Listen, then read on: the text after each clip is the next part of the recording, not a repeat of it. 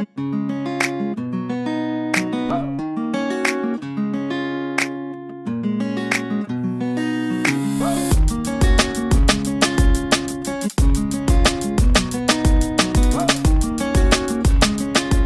que nous sommes là?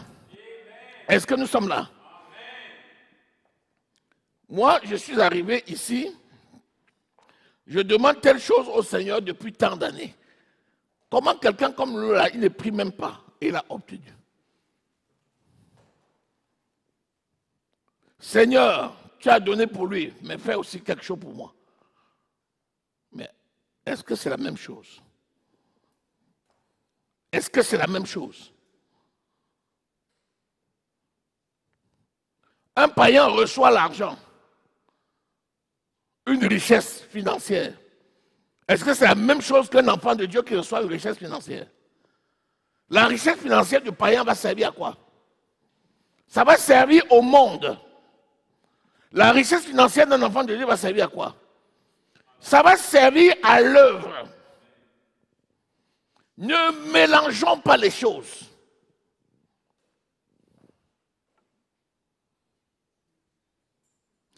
Un païen demande, il est malade, il va à l'hôpital, on le soigne, il guérit. Toi, tu as la même maladie. Tu pries. Tu dis, mais on m'a toujours pas dit que je suis guéri. Est-ce que la maladie chez un païen, c'est la même chose que la maladie chez un enfant de Dieu? Non. Ça ne peut pas être la même chose. Jésus nous a donné la réponse. Il dit, lorsque tu lui appartiens, c'est afin que la gloire de Dieu soit manifestée. À un païen, tu peux dire la même chose, il s'en fout. Tu dis, Jésus, il dit, laissez ça. Mais un enfant de Dieu, il dit, oh Seigneur, gloire te soit rendue. Donc, ne soyons pas de ceux qui passent le temps à se plaindre. Mais au contraire, rendons les actions de grâce à Dieu pour la vie de tous les enfants de Dieu. Même si tu vois un païen qui réussit dans un domaine, bénis le Seigneur et prie le Seigneur pour qu'il puisse avoir le cœur qui se tourne vers l'Éternel. Réjouis-toi. Même si c'est un païen qui obtient, réjouis-toi. Mais prie l'Éternel pour que ce qu'il a ne devienne pas pour lui l'occasion de sa mort.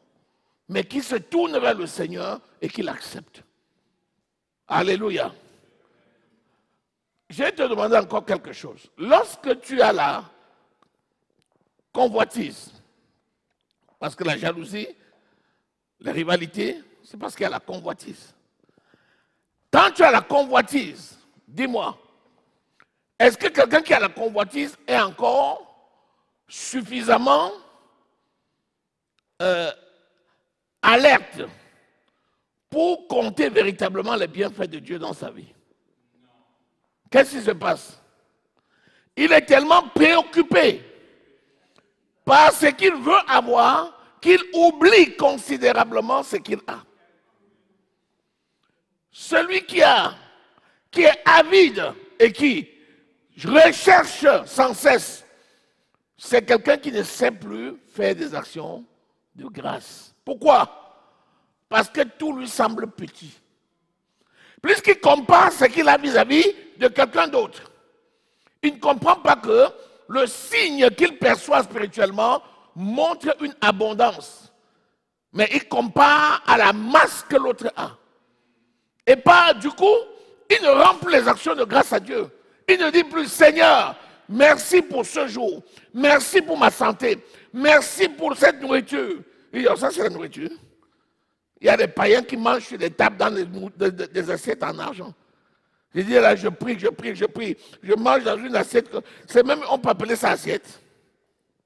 Et il oublie qu'il doit rendre les actions de grâce à Dieu en toutes choses. Est-ce que tu es là? Est-ce que tu es là? Je vais t'amener à comprendre pourquoi le monde est dans son état où il est là. Pourquoi le monde et même les églises sont dans l'état où ils se trouvent. Prends une église qui est supposée une église hyper prospère. Va à l'intérieur voir maintenant les rivalités qu'il y a entre les dirigeants pour les nominations. Tu vas être étonné. Tu vas te demander, mais est-ce que c'est vraiment le même Jésus qu'ils servent? Ou bien c'est leur ventre qu'ils servent?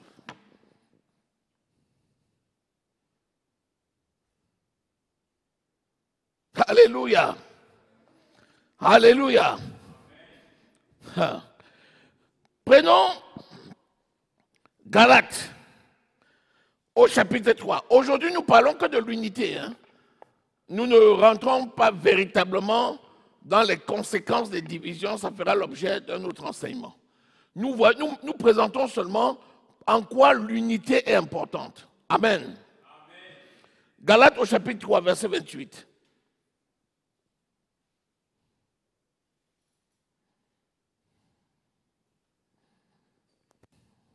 Il n'y a plus ni juif, ni grec, il n'y a plus ni esclave, ni libre, il n'y a plus ni homme, ni femme, car tous vous êtes un en Jésus-Christ.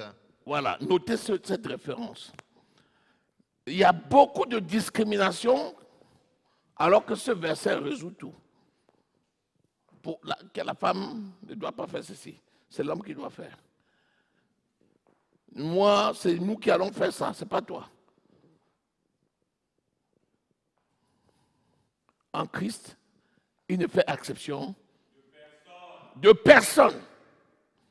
Quand c'est une œuvre spirituelle, que tu sois né dans une famille chrétienne avant de devenir enfant de Dieu, ou bien que tu sois né dans une famille païenne avant de devenir enfant de Dieu, que tu sois un ancien féticheur avant de devenir enfant de Dieu, ou bien que tu as été un enfant de cœur avant de devenir enfant de Dieu, que tu sois un homme avant de devenir serviteur de Dieu, ou bien que ce soit une femme avant de devenir serviteur de Dieu, Dieu ne voit que Christ.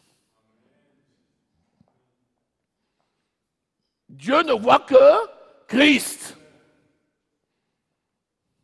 Donc, attention de considérer les gens en fonction de là où ils viennent, en fonction de leur pays d'origine, en fonction de leur couleur de peau, en fonction du sexe, en fonction de leur taille, en fonction de leur niveau socio-culturel. Arrêtez de comparer les gens en fonction de ça. Jésus n'a pas besoin de ça. Jésus te prend là où tu es. Il t'amène avec lui dans la gloire.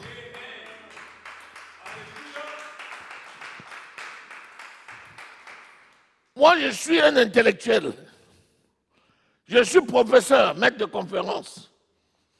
Voilà quelqu'un là qui ne parle même pas le français. Comment ça se fait que lui, je suis assis et lui prêche? Mon ami, ce n'est pas un critère ça. Ton français là peut te perdre. Ton agrégation peut te perdre. Ton doctorat peut te perdre. C'est Dieu seul qui élève. De la même façon que ton élévation ne vient pas des hommes, de la même façon, ta chute ne vient pas des hommes. Même quand les hommes veulent ta chute, tu regardes à l'Éternel et prends soin de toi. Alléluia. Alléluia. Alléluia. Éphésiens au chapitre 4. Lis à partir du verset 6. Dieu a fait don à l'Église des ministres pour le perfectionnement des saints. Vas-y. Lis à partir du verset 6. Un seul Dieu et Père de tous, qui est au-dessus de tous, et parmi tous, et en tous. Continue. Mais à chacun de nous, la grâce a été donnée selon la mesure du don de Christ. C'est pourquoi il est dit, étant monté en haut, il a emmené des captifs et il a fait des dons aux hommes. Alléluia. Étant monté où? Il a amené qui? Des captifs de quoi?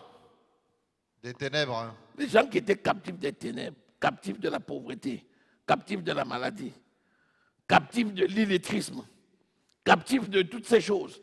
Christ, par sa résurrection, les a amenés. Il a ressuscité en amenant les gens qui étaient prisonniers, les gens qui étaient morts, Les gens que la société avait rejetés. Jésus les a engendrés. Il les a amenés. Ensuite, il les a donnés comme don à l'église. La Bible dit que Pierre et Jean étaient les gens du peuple sans instruction. Et quand ils parlaient dans le village, les gens disaient quoi? Toi là, on te connaît. Mais on t'a vu là, mais ça vient. Dites-moi là, mais on parle comme ça, les enfants du pécheur là, même eux ils parlent là. Mais qui leur a même donné ça? Ça n'a pas empêché Jésus de dire, Pierre, tu es Pierre, et sur toi, cette pierre, je bâtirai mon église, et le séjour des morts ne prévaudra point sur elle. Pourtant, c'était un pécheur. Il vivait à Bethsaïda en Galilée. Avec André, avec Philippe, avec Nathanaël. Ils étaient tous dans le même village. Depuis leur naissance, ils étaient pas allés à l'école. C'était monte dans la pirogue, allons pêcher avec les parents. Mais quand Jésus les voit, il dit, viens et je ferai de toi un pécheur d'homme. Après, l'intelligence est venue d'où? C'est Dieu qui élève. Alléluia. Continue la lecture. Or, que signifie? Il est monté, sinon qu'il est aussi descendu dans les régions inférieures de la terre. Celui qui est descendu, c'est le même qui est monté au-dessus de tous les cieux, afin de remplir toutes choses. Vous voyez, Jésus est allé en enfer, à notre place. Et Jésus est allé au ciel. Il est allé en enfer. 1 Pierre au chapitre 3, verset 18. Étant mort quant à la chair, mais vivant quant à l'esprit, il est parti en enfer pour prêcher à ceux qui autrefois étaient en prison au temps de Noé. Vous voyez la grâce? Ensuite, il est ressuscité des morts. Il est monté au ciel. Et il dit, je m'en vais vous préparer une place. Quand j'aurai préparé la place, je reviendrai. Vous cherchez, afin que là où je sois, vous soyez aussi. Dis-moi, qui peut s'éloigner de sa présence? Entre l'enfer, la profondeur de l'enfer, et le ciel où il a préparé la place, tu peux te cacher où? Et la Bible dit que c'est celui qui est descendu qui est monté. Qui, dans ce monde, peut se prévaloir d'empêcher que Jésus t'élève? Qui? Qui peut venir dire, je vais empêcher son élévation? Tu ne peux pas. Jésus est le premier et le dernier. Il est l'alpha et l'oméga. Il est le commencement et la fin. Il est parti de l'enfer. Il est monté au ciel. Et il reviendra chercher son église. Amen. Alléluia. C'est ça. Voilà le mystère de l'unité. Jésus est tellement attaché à son église que Christ et l'église forment un. La tête et le corps sont un. Et il dit, je suis le vrai cep et vous êtes le sarment. Si le sarment reste rattaché au cep, vous allez porter beaucoup de fruits. Mais sans moi, vous ne pouvez rien faire. Ça veut dire quoi? Ça veut dire que tu ne peux absolument rien faire sans Jésus. Mais avec Jésus, tu peux absolument tout. Ça passe par quoi? L'unité. L'amour est le signe majeur de l'unité. L'amour est presque confondu à l'unité. Car Dieu a tant aimé le monde qu'il a donné son Fils unique afin que quiconque croit en lui, c'est l'Église, ne périsse point, mais ait la vie éternelle, c'est-à-dire un en Christ. Nous sommes membres de ce corps. Comment l'Église peut-elle se disloquer à ce point? Tu donnes naissance à un enfant, dès qu'il commence à grandir, s'il peut te tuer, il te tue, il prend les biens et il part. Ça ne vient pas de Christ. Ça ne vient pas de Christ. Tu nourris un enfant. L'enfant grandit, il mord ta main. Tu donnes le sein à un enfant. L'enfant grandit, il ampute ton sein. C'est la sorcellerie. Mais c'est ce qu'on voit. C'est ce qu'on voit. Tu lui dis, mais tu amputes ce sein, qui va te nourrir? Il dit, oh, il y a le biberon. Il y a le biberon. Tu penses que c'est que toi? D'ailleurs, ton lait là même, c'est quoi? Il est debout, hein, et il te dit que ton lait là même, c'est quoi? C'est ça qui se passe aujourd'hui. C'est ça qui se passe aujourd'hui. Malheureusement, j'ai dit malheureusement. Et c'est là la stratégie du diable. L'Église est tombée exactement dans le filet de l'oiseleur. Parce que l'unité fait la force.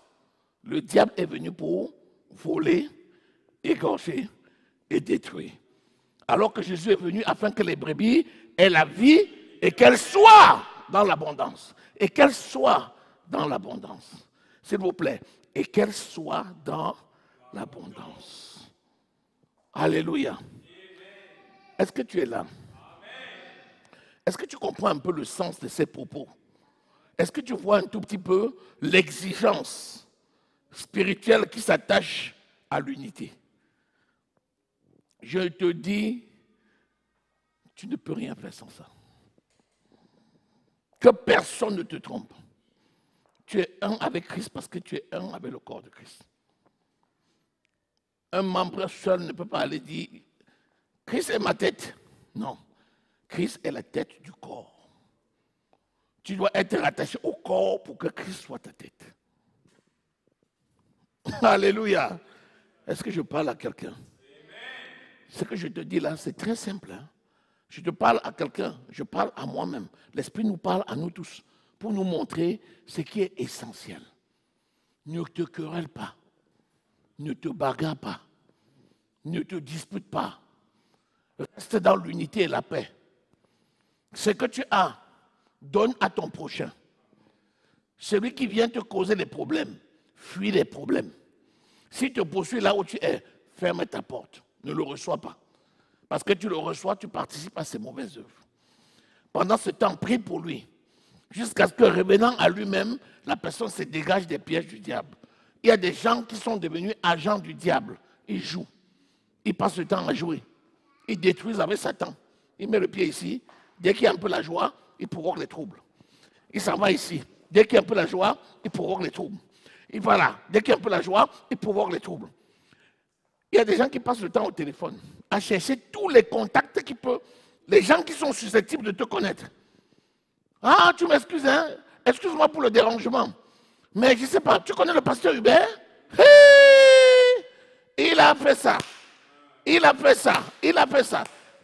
La personne même dit, tu es même qui? Tu parles de qui? D'un pasteur? Clic. Les gens raccrochent. On cherche quelqu'un d'autre. On cherche quelqu'un d'autre. En fait, c'est quoi? C'est parce qu'on est troublé. Quand quelqu'un est troublé, il essaye de se raccrocher à tout ce qu'il peut. La Bible dit, les gens se font une foule de docteurs selon leur propre désir pour rechercher quelqu'un qui va penser comme lui et qui va dire comme lui. Mais la grâce de Dieu se manifeste lorsqu'on chasse cette personne. Elle va à gauche, on la chasse. Elle va à droite, on la chasse. Sur le côté, on la chasse. Elle vient, elle dit, je suis passé partout, on m'a chassé. Mais après, elle continue à faire les mêmes choses. Quand Dieu manifeste sa grâce, tes paroles deviennent une folie. Et ta folie, les gens ne la reçoivent pas. Jusqu'à ce que tu te répandes. Et le Seigneur se réjouit. Parce que la volonté de Dieu, ce n'est pas que quelqu'un se perde. Dieu veut que tous se retrouvent. Que tous parviennent à la connaissance et que personne ne se perde. Alléluia. Est-ce que tu es là? La prochaine fois, parce qu'on va s'arrêter, nous allons parler des conséquences de la division. Et je vais te donner les références. Quand tu provoques une division, ne rêve même pas que peut-être ton comportement a provoqué une division. Tu es au plus mal. Réponds-toi. Quand tu vois deux personnes qui sont en conflit, apporte l'unité. Quand tu vois les gens qui sont troublés, parle-leur du prince de la paix, le pardon. Fais tout pour que quand tu passes, la situation soit réparée. Alléluia. Mais si tu contribues à la destruction, tu es le plus malheureux de la terre. Est-ce que quelqu'un est là? Qui peut me dire ce qu'il a retenu? Dis-moi ce que tu as retenu de ce qu'on vient de dire. Oui, donnez le micro. Giovanni, parle.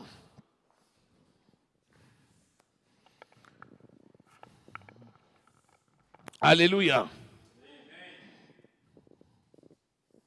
Vite. On a dit qu'une église devait être absolument unie parce que sinon, elle ne pouvait pas tenir. C'est comme les membres d'un corps. Si la main dit « je n'ai pas besoin de la tête pour fonctionner » et que le pied il dit « je n'ai pas besoin de la main pour me soigner », ben, le corps est déréglé. Voilà. Donc, une église doit être unie parce qu'elle est membre du corps de Christ. Et personne ne peut prétendre vivre sans Christ. Puisque Christ et son Père sont un, de même, tous les membres de l'Église doivent être unis les uns les autres avant d'être unis à Christ. Est-ce que quelqu'un voit l'image? Vous avez un corps et vous avez une tête. Christ, c'est la tête et le reste, c'est l'Église. Pour qu'un membre soit uni à Christ, il faut qu'il soit d'abord uni à l'Église. C'est la seule condition pour qu'il soit uni à Christ. S'il se détache du corps, si la main se détache du corps, il se met à côté et il dit, moi je vais établir ma relation directe avec Christ, c'est un monstre spirituel. C'est un démon. Oui. Imagine-toi, tu vois quelqu'un, tu es en route, tu vois seulement une main et tu vois une tête. Ça s'appelle quoi? C'est un monstre. Tu vas dire, j'ai vu un monstre. Donc si tu te mets dans ton coin, tu te sépares de l'église, tu divises, tu casses les têtes des gens et tu restes, oh Seigneur mon Dieu, tu es un monstre. C'est pas possible. Vas-y. Jésus est le cep et nous sommes le serment. Et sans Jésus, nous ne pouvons rien faire. Hey. J'ai retenu deux choses aussi, c'est que nous ne devons pas être des diviseurs. Nous ne devons pas, c'est absolument interdit. C'est que Dieu a uni, que personne ne sépare. Si tu divises ce que Dieu a uni, tu iras en enfer. Ça veut dire que tu t'es retranché du corps de Christ. Il est le vrai cep, nous sommes les sarments. Tu ne peux pas voir un pied de la vigne qui est comme ça. Les branches sont tombées par terre et tu vois les branches commencent à produire. Ça s'appelle la sorcellerie. Alléluia. Donc, ne faisons pas ce qui est mauvais, restons attachés au cep. Quelqu'un d'autre, qu'est-ce que tu as retenu?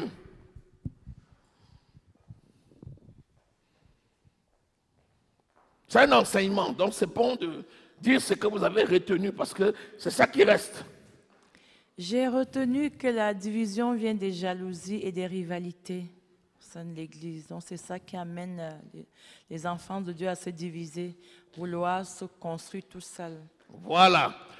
Romains chapitre 12, verset 15, il nous dit, réjouissons-nous avec ceux qui se réjouissent et pleurons avec ceux qui pleurent. Ça veut dire quoi? Ça veut dire que quand quelqu'un a la réussite, tu dois te réjouir avec elle. Parce que te réjouir avec cette personne, c'est quoi? C'est que Dieu a fait pour la personne, Dieu fait la même chose pour toi dans les mêmes conditions. Et même si Dieu n'avait pas fait pour quelqu'un, ne serait-ce que pour toi, Dieu va le faire. Lorsque Jésus a demandé à Pierre de lancer le filet pour la pêche miraculeuse, on ne nous avait pas parlé de pêche miraculeuse avant. Pierre était le premier. Est-ce qu'après, il n'y a pas eu d'autres pêches miraculeuses? Il y en a eu d'autres. Donc, même si Dieu n'a pas encore fait pour quelqu'un, pour toi, il va le faire. Donc, quand tu écoutes qu'un pasteur a ressuscité un mort, réjouis-toi en disant, c'est écrit dans la parole de Dieu, vous ressusciterez les morts. Ne commence pas à dire, vous croyez? Vous croyez, c'est quel pasteur? C'est un fou, hein? C'est un fou. C'est un fou. Regarde ça. Pourquoi? Parce que ce n'est pas toi. Pourtant, tous les jours, tu pries pour la résurrection des morts. Mais quand tu apprends que quelqu'un a prié hier aux résurrection des morts, tu commences à dire, est-ce que ça vient vraiment de Dieu? Vous êtes sûr? Vous avez vérifié? Vous voyez ça? Vous voyez? Ne sois pas, on dit, telle personne, il prie pour les gens, il prie, il chasse les démons. On dit, ah non, vous croyez que c'était au temps de Pierre, hein? Vous croyez qu'on peut encore voir ça? Pourtant, tous les jours, tu dis, Seigneur, fais-nous voir ta gloire. Seigneur, fais-nous voir ta gloire. Mais après, quand tu apprends qu'il y a quelqu'un qui prie là-bas, les gens sont guéris. Ils prient là-bas, les démons sont chassés. Tu commences à dire, méfiez-vous, hein. On ne sait pas ce que les gens la touchent. Méfiez-vous. Ouais, ça, c'est quoi? C'est la jalousie. C'est la jalousie. Parce qu'il fait comme ça, il fallait que ce soit chez moi. Il fallait que ce soit chez moi pour que les gens viennent vers moi. Pas que les gens viennent vers Christ, hein, que les gens viennent vers toi. Donc, attention, c'est la jalousie qui va provoquer les rivalités. Et quand il y a les rivalités, il y aura la division. Et quand il y a la division, il y aura la mort. Oui. Alors on a lu Romains 12, 15, réjouissez-vous avec ceux qui se réjouissent, pleurez avec ceux qui pleurent. On a lu également Romains 12, 16, ayez les mêmes sentiments les uns envers les autres, laissez-vous attirer par ce qui est humble. Ça m'a fait penser à Philippiens 2, 3, que l'humilité vous fasse regarder les autres comme étant au-dessus de vous-même. Voilà. Donc l'humilité qui nous garde de nous élever au-dessus des autres et l'amour qui nous amène à nous réjouir de leur succès nous préserve de la division. Alléluia. Quand tu regardes l'autre comme étant au-dessus de toi-même, ça veut dire que tu as décidé de te constituer serviteur. La Bible dit que celui qui est au service de ses frères, c'est le plus grand. Donc la meilleure façon pour toi de grandir, c'est de te réjouir avec celui qui réussit. Je prends un exemple. Je te donne une information et cette information te fait réussir dans un domaine. J'ai réussi. Tu as réussi, je veux me réjouir. Je dis, Seigneur, merci pour l'information que j'ai eue. Cette information, je l'ai donnée et cette information a produit le résultat, que ton nom soit glorifié. Je me réjouis avec celui qui se réjouit. Le Seigneur va faire quoi? Il va continuer à me donner des informations et je vais devenir une source de provision. Et ça s'appelle quoi? C'est la prophétie. Je veux continuer à recevoir les révélations pour donner. Je reçois, je donne. Je reçois, je donne. Je reçois, je donne. Je reçois, je donne. Je reçois, je donne. Ça, c'est très important. Soyons humbles. Alléluia. Amen. Soyons humbles dans toute notre conduite. L'humilité encore, c'est quoi? C'est d'être conscient qu'un membre du corps n'est pas un autre membre. Tu ne peux pas tout avoir toi seul. C'est toi seul qui es prophète. C'est toi seul qui es évangéliste. C'est toi seul qui es docteur. C'est toi seul qui es pasteur. C'est toi seul qui es apôtre. C'est toi seul qui a le don de ceci. C'est toi seul. Non! La Bible dit que le Saint-Esprit donne à chacun comme il veut. Jésus donne les ministères pour le perfectionnement des saints. Si tu es seul, qui va perfectionner les saints à Jakarta, à Phnom Penh, aux États-Unis, à Paris, à Kinshasa, à Brazzaville, à Libreville, à Yaoundé? Qui va perfectionner les saints là-bas? Parce que c'est moi le seul enseignant. Quand j'enseigne, il faut que ce soit branché dans le monde entier. Et la personne qui est là-bas, qui ne peut même pas avoir Internet, il fait comment pour qu'on enseigne? Alléluia. Donc l'humilité consiste à regarder les autres comme étant au-dessus de vous-même. Et à dire, oui Seigneur mon Dieu, merci pour la grâce que tu nous as fait de nous donner un prophète, de nous donner un apôtre, de nous donner un pasteur, de nous donner un docteur, de nous donner, voilà, un évangéliste. Seigneur, nous te sommes reconnaissants. Tu vois à la télé comment un évangéliste prie et des milliers de gens viennent à Christ. Tu dis, oh Seigneur, quelle grâce. Merci parce que tu as donné à ce monde perdu tel évangéliste. Il dit, oh attention, c'est quoi? Les gens là, ce sont des faux, hein? Ce sont des faux, hein? Méfiez-vous, méfiez-vous. C'est quoi ça? C'est quoi ça? C'est quoi ça? C'est la sorcellerie. C'est la sorcellerie. Alléluia. Est-ce que quelqu'un encore? Oui, micro. Oui,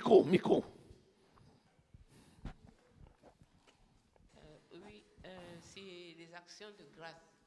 C'est-à-dire, quand tu reçois, il faut rendre des actions de grâce. Toujours rendre des actions de grâce. Tellement tu as demandé, égoïste que tu es. Tu vois les autres évoluer. Finalement, même ce que tu reçois, tu ne vois même plus. Tu veux toujours être comme l'autre, là. Grandis, l'autre grandit.